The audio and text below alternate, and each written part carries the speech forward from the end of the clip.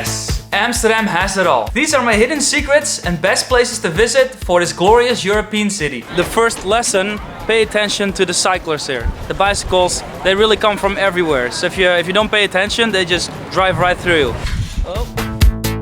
Let's get this Amsterdam adventure started with a drink, which is called a borrel in Dutch. Did you know gin is a Dutch invention? Oh yeah. Here at Wynand Fockink, a taste room located in a back alley at Dam Square, you can taste many popular gins, which we call jenever in Dutch. Jenever is Holland's national spirit. This is old jenever. So you got something sweet and I got something old. Cheers. Funny fact, the first Dutch jenever was sold only in pharmacies as a herbal medicine. Oh. That's good. It is a sin in Dutch culture to spill your gin, which is what I just did. This is one of the oldest tasting chambers here in Amsterdam. Alcohol percentage, I think, is 20%, so it's pretty damn strong. So in English, some people would say it's pronounced as Jennifer. Unfortunately, it's Jenever, because Jennifer works in the red light district, and that's where we're going now. But first, we're stopping over for some fresh herring. 2,5. Oh, alsjeblieft. Some Amsterdam herring from Norway. Delicious. Thank you. Alright, let's continue our tour. Ooh. So walking through the red light district, Cafe Remember. I wonder what they want you to remember down there. You usually don't find many locals at the red light district. We consider this place very touristy and try to stay far away from it. Recently, the Museum of Prostitution opened its doors. It's the first museum in the world that is focused on prostitution. Oh, and don't forget to check out the Casa Rosso Theater, which offers all-you-can-drink sex shows and even partake in a few scenes. These are the famous outdoor urinals. Maybe disgusting to some, but the locals love them. Known in Dutch as de Krul, and have been in Amsterdam since 1880. At least 15 people die annually while peeing in an Amsterdam canal, due to often being too drunk and falling in. So make sure to always use these kruls. So check it out, guys. This is the smallest house in Europe. The width of the house is only 2 meters and 2 centimeters. It's really tiny. I think the depth is around 6 meters. The symbol next to it on the left side, that's the actual symbol of Amsterdam. So it's the 3 axes, which are the 3 St. Andrew's crosses.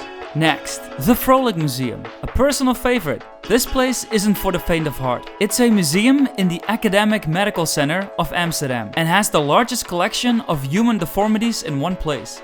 Creepy.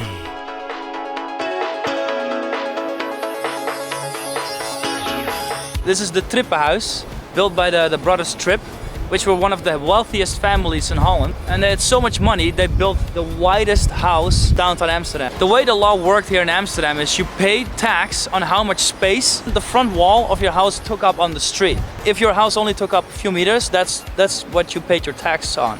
Now, the story goes that Mr. Tripp's driver was always envious of Mr. Tripp, and he said once that he always wanted to have a house on this canal, even if the house was as wide as Mr. Tripp's front door.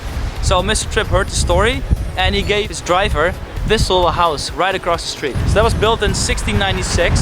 So it's not a driver's house anymore, but there's some fetish store at the main floor. Ooh. A authentic cheese store downtown Amsterdam. This place is called the Cheese Company, where you can try a taste sample of all the delicious Dutch cheeses. Did you know the total cheese production in Holland is 30 million pounds per week? Which is the combined weight of 20,000 cows.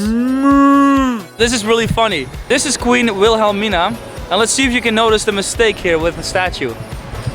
So as you can see, 2 legs are lifted, but they're on the same side, which is an impossibility for a horse. Next up, the Canal House. My new home? I wish. This place is breathtaking. This was an old house by a banker, a Dutch banker.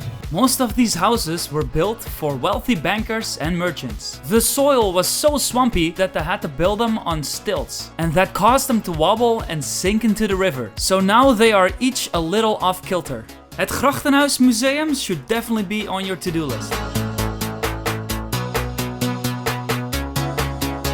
So another hidden gem in Amsterdam is the Blue 360 restaurant. It's kind of hidden, it's hard to find, which offers the best view of the city. It's open late, so you can even experience a romantic sunset. Now we ordered some drinks and some food. You got some tea, and I ordered some ginger ale, but it's homemade, so they got homemade ginger ale. Bitterbal, this is a very common Dutch comfort food, which is deep fried ragu, but in like little balls. And what you do is you dip it in the mustard. It's like a nice mustard sauce. Woo! It's really piping hot, but it's so good. This is like the best common food you can get. Oh yes, Dutch weed. People always ask me, why is weed legal in Amsterdam? And I tell them, why do you think Amsterdam has some of the most museums in Europe? Watching paintings high makes you enter a whole new dimension of art. So we're now in the courtyard of the Hermitage Museum.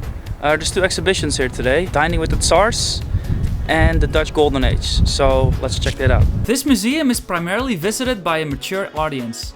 The Dutch Golden Age was in the 17th century. Amsterdam was the center of all of the international trade, which is why the Dutch invented the modern stock market. Many rich Dutchmen had their paintings created by now famous painters like Rembrandt, Vermeer and Frans Hals. Speaking of paintings, let's go to the museum of the most famous Dutch painter in history, Van Gogh, which we pronounce in Dutch as Van Gogh. The Vincent van Gogh Museum has 1.5 million visitors per year, and the best time to go is on Friday evening, when you can enjoy live DJs, a live art show and alcohol. But don't go crazy on the absinthe and end up cutting off your ear. There are 207 paintings in the museum, but unfortunately I wasn't allowed to record any works. Streetcars actually go straight through the shopping streets. There's so many pedestrians, it's insane that the streetcars can just go through.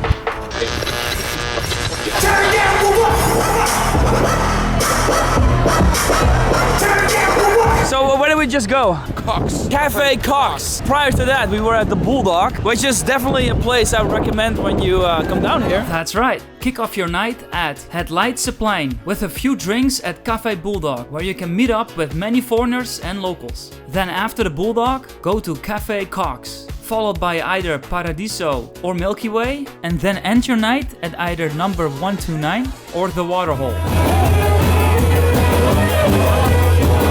It's a 1 for the money, 2 for the show, 3 to get ready now. Don't you step on my wheels with your shoes. The addresses to all these locations can be found in the description box below. Or you can download the entire map with more hidden secrets from my website. Now, here are some extra tips. The Zaanse Schans, a historic site where you can visit the pretty Dutch windmills just north of Amsterdam. The Jordaan, a upscale area on the west end of the city where you can find great local bars and experience beautiful views of the canals. Pancakes Amsterdam, for the absolute best Dutch pancakes in Holland. Volendam, a historic Dutch village, if you really want to dig deep into the local Dutch culture. Oh, and if you decide to go to Amsterdam during New Year's, make sure to check out the crazy indoor rave called Freak Show. Oh, and if you have been to Amsterdam before, let me know what you like the most and why in the comments section below. So that's it for this episode. Thanks for watching. Make sure to like, subscribe and share.